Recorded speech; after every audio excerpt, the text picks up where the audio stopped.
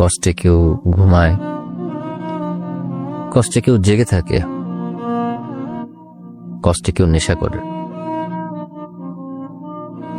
কষ্টে কেউ হারায় যায়, কষ্টে আবার কেউ নিজেকে খুঁজে পায়। তো কষ্টের আসলে কোনো সংজ্ঞা নাই। জীবনে কত রকম মানুষের সাথে পরিচয় হলো, আবার কত মানুষের চেহারাটাও ভুলে গেছি।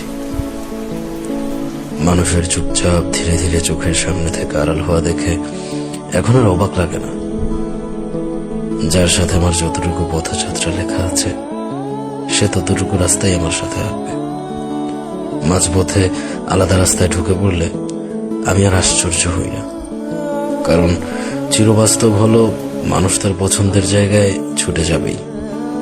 কে চলে গেল, কেন চলে গেল, এসব কারণ আর খোঁজা হয় না।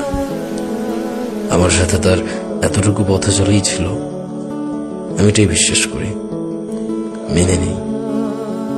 সবাই তার গন্তব্যস্থল খুঁজে পাক, আমি কারো শেষ গন্তব্য হব এটা জরুরি না।